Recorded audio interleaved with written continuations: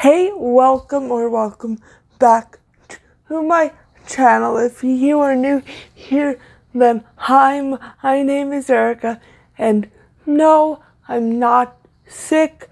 I'm just not wearing makeup. So if you're going to comment like you who look tired, you who look sick, well, yes, I am tired because I traveled this weekend and I'm just tired anyway.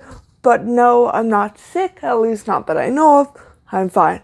But so now that we got that out of the way, today I'm gonna talk about the Dad Challenge podcast because he's recently released a lot of videos that have a lot of controversial and problematic stuff packed into them. So we're gonna go over that. This video is not about one topic in particular. I'm kind of gonna bounce around, but I'm gonna do it by topic. So I'm gonna try to keep it as organized as I possibly can, which, if you don't know me, I'm not a very organized person, but we're gonna try our best. So if you don't know who the Dad Challenge podcast is, then you're probably new to my channel. But he's basically an anti-family vlogging and more so anti-mommy vlogging channel he doesn't literally shit on women, at least not that I know of, but he talks shit about women. And he has a lot of issues with women because he says he had a lot of trauma growing up with his own mother, who struggled with alcohol addiction and substance use, I believe, but I'm not sure. And he said she abandoned him, and he has a lot of trauma from that. So now he takes that out on women on the internet that he perceives as neglecting their children or exploiting their children. And I understand that family vlogging can be exploitative. In fact, I've talked about that on my channel. But he goes after people who don't show their children that much, or he'll go after them for things unrelated to their family vlogging. Like, he'll make fun of their appearances, their weight, the way they talk, their sex life. For Josh, nothing, and by the way, the Dad Challenge podcast name is Josh, so if you hear me saying Josh in this video, I'm talking about him. But anyway, for Josh, nothing is off limits. He will rip you to shreds if he doesn't like you. And I don't believe in that. Like, I don't like the way Josh goes about things, but I'm not gonna make fun of the way he looks or his weight or comment on his sex life or any of that stuff, because it's not relevant to commentary and it's not relevant to the issue at hand, which supposedly is the exploitation of children. But as we're gonna see, he doesn't always talk about that.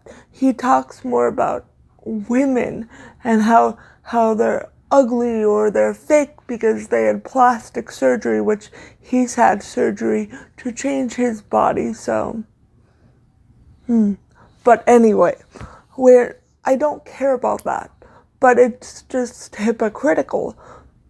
But that's not the issue at hand. But so one of the things he's done recently, which a lot of people have covered, and since I was very busy last week, I didn't have time to cover it. So I'm kind of late with this video, but it's okay. we don't need to be the first person to come out with things. Even if people on Discord say that about commentary channels, that there's lots of infighting, I'm not like that. If you cover something and I cover something good for the both of us, we're spreading awareness about the same issue. So it doesn't matter, even if people on Discord say that about us. But anyway, this isn't about Discord. I'm just salty about those stupid comments. But okay, let's ignore that. But he recently came out with a video about Hillsong Church, which is a mega church that a lot of celebrities attend, and there's a lot of scandals attached to it, as with many mega churches, and their pastor was exposed for lots of stuff that he shouldn't have been doing and that were illegal. But this is all alleged. I do not want to get sued, so yes. But within that video, Josh talked about his own experience working in a church and how one of the youth pastors at that church SA'd a child or a teenager, which is still a child, at the church, and how the church had a meeting with all of the pastors, and Josh was a pastor, so he was in on this meeting where the head person, I don't work for a church, I don't know the exact titles of all these people, and I do not care to know, because it's not really relevant to this situation. So if you're going to use that to dismiss me, then whatever. But a youth leader in our church, an adult youth leader, male, okay?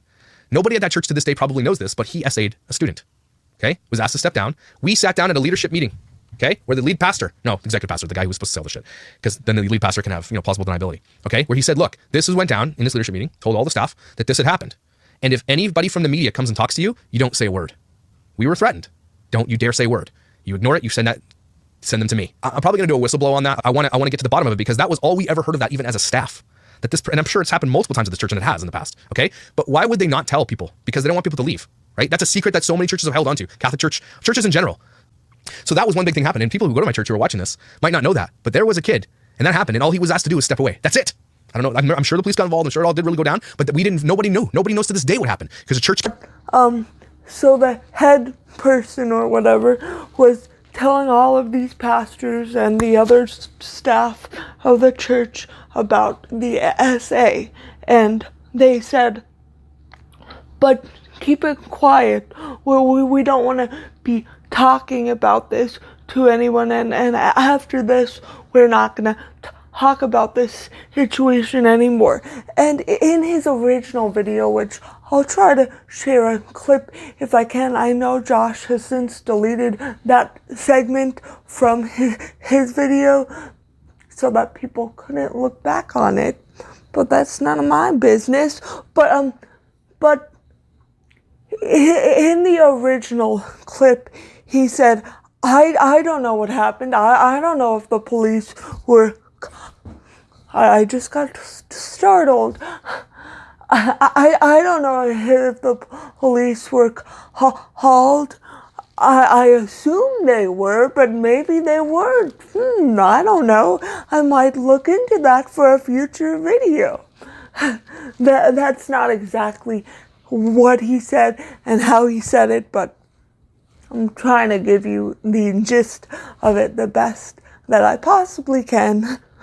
But so basically in that clip, he was saying, I assume that the other people in the church contacted the authorities and got that all straightened out and had it handled. But I don't know. I wasn't privy to that. I was only told to keep my mouth shut, so I did that because I wanted to keep my job. And that was how to keep the job. So now that Josh has lost his job at the church, and he has issues with that church and with church in general, now he's using that in his video to be like, see, this is how churches can mishandle situations and be very tight-lipped about scandals and stuff. And while I do agree with that, I do think churches, a lot of times, and of course not always, even though I'm not a church-going person myself, there are people that are very good people that do go to church, but churches can have a lot of scandals, and they can get away with a lot because of their position in society and how people don't always question churches because they think, oh, well, this is godly and Christ. Like, I don't know. I'm not a religious person. I went to a Catholic college, but I've never really been very religious, so I'm assuming this is what religious people say, that, oh, well, church is like Christ-like and it's God's home, so can stuff really be going on there that shouldn't be going on? And of course, the answer to that is yes, but a lot of religious people don't always press those issues because they don't want it to reflect badly on them, and that's a big issue. But anyway, so in this clip, he was basically telling this person's story. Number one, that he didn't know anything about, and he admitted that he didn't really know much about it. And number two, he was saying he basically didn't know if this was reported, even though apparently every adult in Canada, and by the way, Josh is from Canada, is considered a mandated reporter. So if they're made aware of SA or any other type of issues regarding children and being harmed, they have to report that. And Josh did not do that, and he did not know if somebody else did that, but he just assumed they did, which is what you're not supposed to do. And then, of course, he backtracked and released a shorter video clarifying, like, yeah, people took that out of context. Of course it was reported. I didn't report it, but someone else did, and I knew that. But the thing is, Josh didn't say that in his original video. He said, oh, I don't know. I assume it was reported, but who knows?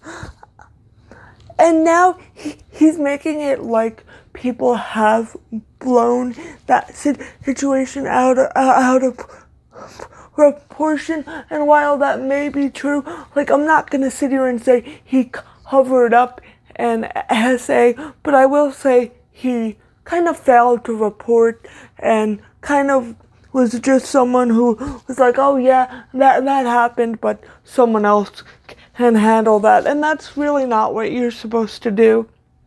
If you're a responsible person and you want to do right by children, you would make sure that shit was reported and not be like, oh, well, I assume it was, but also was pointed out by certain commentary channels. I believe the first person to report on it was not another housewife, or at least that was the first channel I saw report on it, but he deleted that portion of his video, hoping that nobody had a screen recording of it, which of course a lot of people had screen recordings of, so that he could kind of switch the narrative and be like, oh, I never said that. People simply interpreted that from what I said. But Josh, that's not true, because we heard you, and we heard you say, oh, well, I assume it was reported, but I'm not exactly sure. Like, how would we gather from that of course it was reported? Like, if it was reported, when you've said there was a kid, and that happened, and all he was asked to do was step away. That's it. I don't know. I'm sure the police got involved. I'm sure it all did really go down, but we didn't. Nobody knew. Nobody knows to this day what happened because the church keeps that shit. I don't know. I'm sure the police got involved. I'm sure it all did really go down, but we didn't. Nobody knew. Nobody knows to this day what happened because I don't know. I'm sure the police got involved. I'm sure it all did really go down, but we didn't. Nobody knew. Nobody knows to this day what happened. Yeah, it was reported, but the church was just concerned that the media would get a hold of it. But that wasn't what Josh said in the original video. He is switching the narrative, and number one, that's bad, because then how are people supposed to trust you when you will just do things like that? If you get caught with something, you'll just delete it and act like it never happened. But it also then, it's like you failed to report an essay of a child, and you're someone who claims to be the dad of YouTube and a spokesperson for exploited children. If that's the case, children are in trouble because you don't seem to really care about children. You just seem to care about you and your job and what's in your best interests. And of course, that is just my opinion. You can have your own. And now I'm going to get a bit into his series on his life.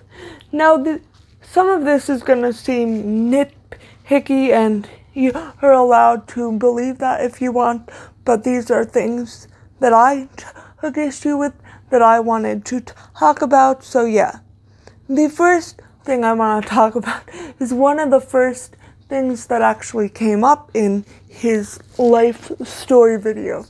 He says he comes from a place called Hamilton, which I believe is in Ontario. I could be mistaken. I'm not from Canada, so please excuse me if I don't know exactly where places in Canada are. But he described it as like a low income area, which he of course would describe as a bad area, which is classist in and of itself, because just because a lot of people who are struggling financially and have low income live somewhere doesn't make the area bad. But that's a story for another day.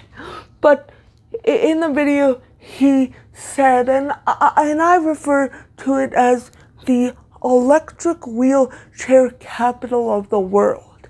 It's just that bad, or something along those lines. Hopefully I'll be able to put in a... My name is Josh, and I was born in Hamilton, Ontario, Canada, which is the I call it the electric wheelchair capital of the world, to be honest. Have you ever been to Hamilton? Yeah, Hamilton is, and I'm allowed to say this because I'm Hamiltonian native. Hamilton's gross. Some parts are nice. Clip of that, if he didn't delete that too. I know I'm pretty sassy today, but as a disabled person, and I commented this on this video, and of course I'm blocked by him by now, so my comment didn't show up. Whatever, it is what it is. But I was like, what does he mean by that? And maybe somebody can comment down below. I did ask on Reddit about it, but a lot of people told me I was being too sensitive, and you know how I feel about being called too sensitive. I don't believe you should ever call anybody who's sensitive. People are offended by what they're offended by. Things hurt people that may not hurt you, and that's okay. But please do not call people too sensitive. But anyway, what does he mean by the electric wheelchair capital of the world? And why did he use that in what seemed to be a derogatory way? From someone who uses a power wheelchair, not right now because my power wheelchair is currently broken and I'm waiting for a new one. That's a whole issue for another day. But wheelchairs give people freedom. They allow people to do things they couldn't normally do. So why would you use electric wheelchair, which it's called a power wheelchair, but whatever. We're not going to nitpick on that. But why is that a bad thing? Why is people in wheelchairs living in that city a bad thing? And one person wrote that it may be because a lot of older people live there, which is still gross if you're using that as an insult, or that a lot of heavier people are living there, which is still gross because that's fatphobic. And if you judge an area because a lot of people there are of a larger size, then you're a fucked up piece of garbage, in my opinion. But if it's because a lot of disabled people live there, and you think that makes an area bad, you're an ableist. And I mean, we already kind of knew that about Josh, but this just kind of solidifies it even more. And I know a lot of people are like, a lot of people take issue when I call somebody an ableist. They're like, their actions can be ableist without them being an ableist. And yes, that's true, but at this point with Josh, with the amount of transgressions he's had towards disabled people, I can say with confidence he is an ableist. He thinks very lowly of disabled people. He seems to think he's better than disabled people. He speaks over disabled people. He just seems to want to use disabled people as a prop, which is a problem in and of itself. And now I'm done with that little segment of the video. And next I'm going to get into a story he talked about a guy he went to school with that passed away, unfortunately, in a fire. And now I want to handle this subject with care. But Josh talked about this very flippantly, like it was some interesting fact about his life, and it made his story more interesting. And this might not have been Josh's intention. I mean, to this house, but it wasn't this house. And this is why I love Google Street View, because this is the house before. This is where we lived. As you can tell in this picture, that shit burned to the ground. Look at that. Interesting story too. Down the road, I remember walking down this road here, because we walked everywhere, biked, and I would walk. I saw a bunch of fire trucks, and I looked in here.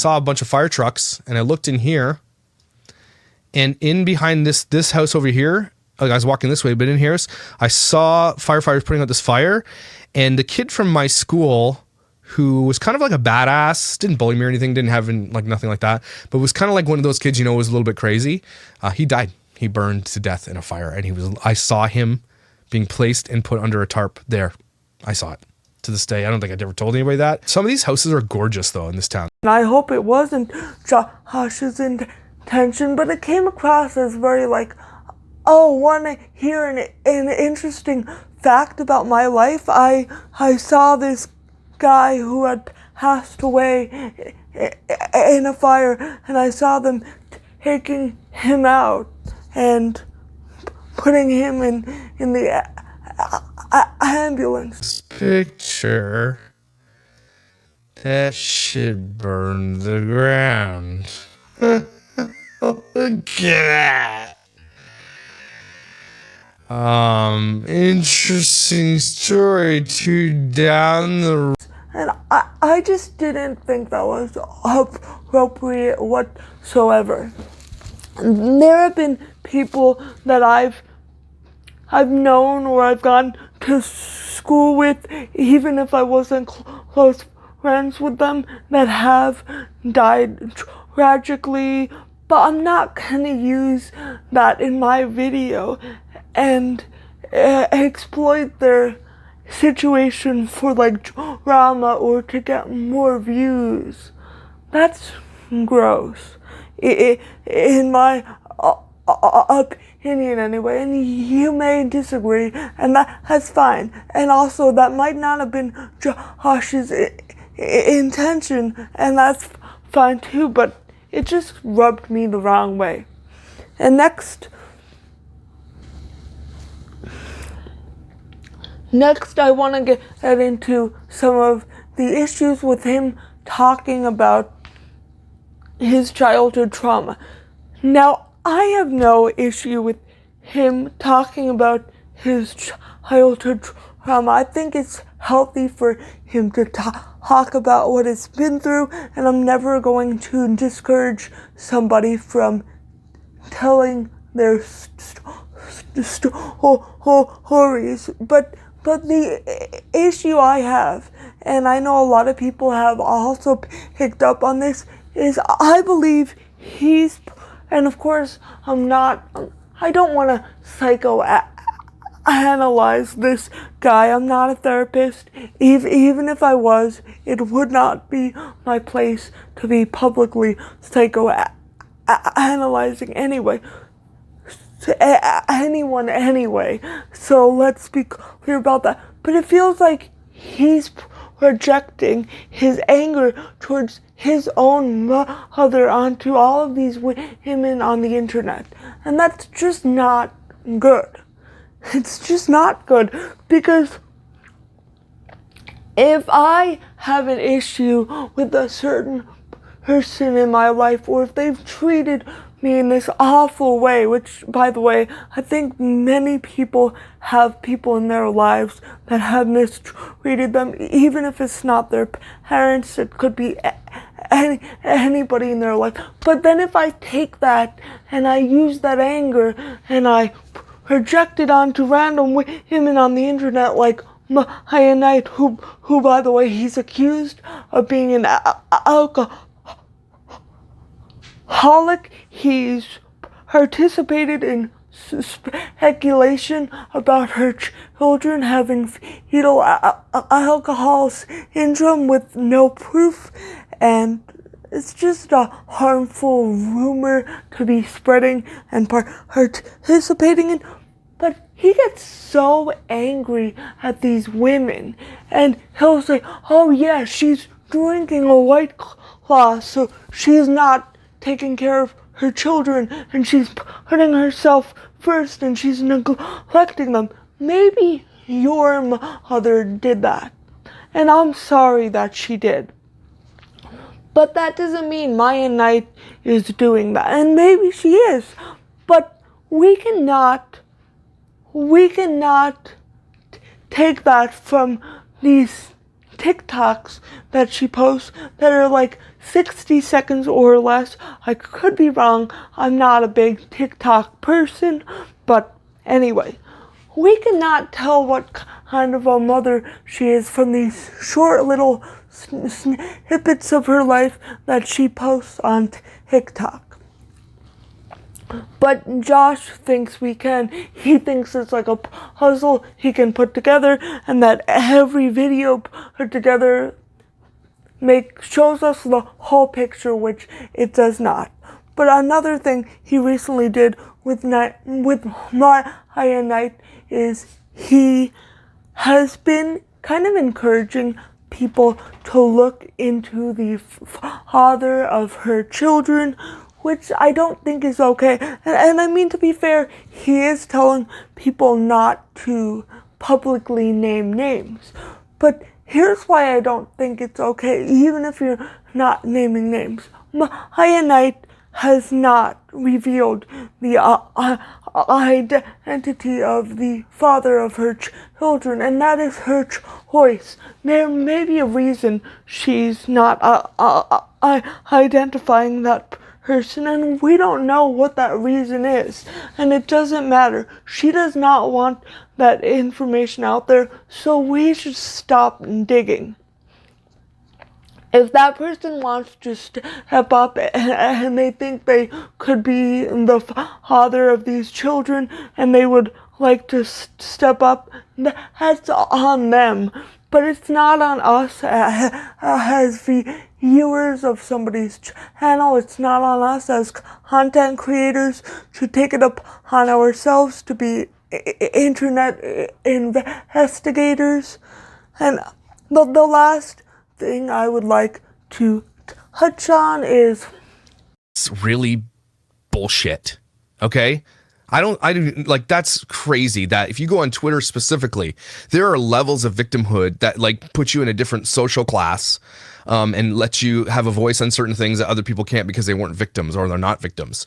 I gotta say that really, someone wrote a comment about that this is like, people will capitalize on their victimhood and say this, you know, as like people who come.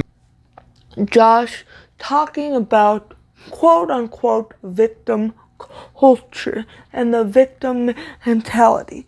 He went on this like 1 minute rant about how he's tired of people using victimhood as a hierarchy, and if you've never been through this or that, you cannot speak on an issue. And he thinks that's BS.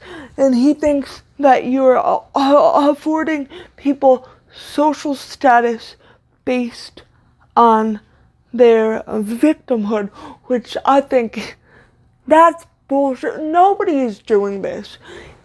Here's the thing with allowing people room to speak who've been through something or have an identity in a certain group is historically certain people have not had a voice. And specifically, I'm talking about anybody who's not a white, cisgender, able-bodied man.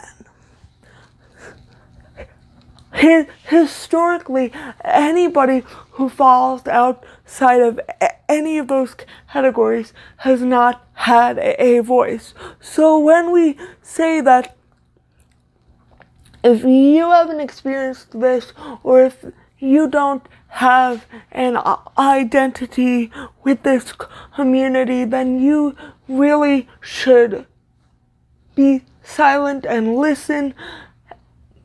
We're just saying that to allow people to be able to tell their stories and have them direct the narrative, instead of having people who haven't experienced something or will never be able to identify with a certain thing speak over them and direct the narrative in whatever way suits them.